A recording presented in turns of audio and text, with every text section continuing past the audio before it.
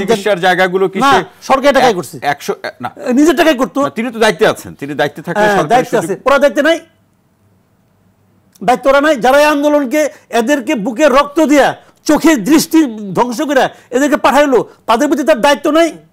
তার দায়িত্ব নিজের প্রতি না, তার দায়িত্ব ওদের প্রতি। আপনি কি বলেন রে ভাই? নিজে সিঙ্গাপুরে যাওয়াটা আসলে কাজ না, তার নিজের প্রতি তার দায়িত্ব নেই, তাকে মন্ত্রী বানানো হয়েছে নিজের প্রতি দায়িত্ব পালন করার জন্য না। এই যারা তাদেরকে ক্ষমতা বসিয়েছে তাদের প্রতি তার দায়িত্ব পালন করার জন্য কিছুই করে নাই। আমি মনে করি এদের প্রত্যেককে আসলে ধরে ধরে বিচার করা উচিত। তোমাকে একটা দায়িত্ব দেওয়া হয়েছে, মাসুদ করবে একটি প্রশ্ন রাখার সুযোগ চাচ্ছি আপনার, সেটা হচ্ছে যে বিচার করলেই তো সমাধান হবে না এই সরকারের কাছ থেকে। সমাধান হবে না, আমার প্রশ্নটা বিচার ব্যবস্থা কেন? মাসুদ করবে সেটি তো ভিন্ন বিষয়। আমার প্রশ্নটা যদি আপনি শুনেন যে আসলে এই সরকারকে কিভাবে সক্রিয় করা যায়, সফল করা যায়, সেই প্রসঙ্গে কি বলবেন? আমি তো বুঝেছি না, আপনি বিচারের মধ্যে নিয়ে গেলে আমি অবশ্যই বলবো। বিচার মানে কি? তার তো আত্ম উপলব্ধি নাই।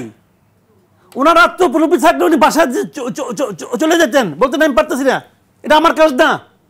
আমি কথাটা বলি, শোনেন, আমি মশাল করে আমি জানি ভাই, এরা তো 36 জনের কথা বলতেছে, এর আগে 36 মাস আগের থেকে কিন্তু আমি ফাইট করতেছি। আমি জানি আমার কি হবে, আমি জানি আমার কি হবে। আপনি কি ভয়ে আছেন? আমি ভয়ে আছি না, আমি ভয়ে নাই। আমি বলতে চাচ্ছি যে ওই যে এক্সাম্পলটা তৈরি হবে, ও যদি মারা যায়, ও তো মরার জন্য গেছিল সামনে, ও তো মরতেই গেছিল, মরে নাই বাই চান্স। ওর মরা নিয়ে ভয় না, কিন্তু ওর মৃত্যুটা যে উদাহরণ তৈরি করবে, সেই উদাহরণটা এই দেশটাকে কত বছর পিছিয়ে দেবে সেটা একবার চিন্তা করছেন?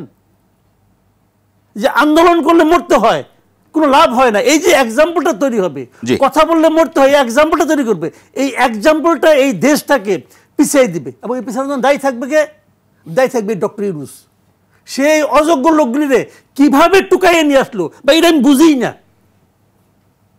এটা আমি বুঝি না যে কেমনে করে সম্ভব যে এতগুলি লোকরা, অযোগ্য লোকরা একসঙ্গে জড়ো করা, এটা আমার বুঝে কুলায় না। এখন আমি যেটা বলতেছি যে তারা কিন্তু তাহলে হলো না কেন? তাহলে সরকার কি চাঁদাবাজদের টিকা রাখছে? না, রাখে নাই। সরকার কি সিন্ডিকেটকে হাওয়া দিছে যে তুমি থাকো? না, তাও হয় নাই। হয়েছেটা কি?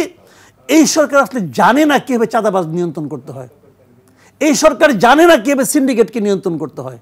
তারা জানে না, তারা ভয় পায়, তা কিন্তু আমি বলি নাই। তারা জানে না। জানে না কেন? তারা আসলে ক্যাপাবেল না। সমস্যাটা হলো এখানেই।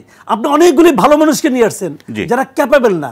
যদি ভালো মানুষ হওয়াটাই যোগ্যতা হতো, তাহলে মসজিদের সমস্ত ইমামদের নিয়ে আসতেন, লোক ভালো।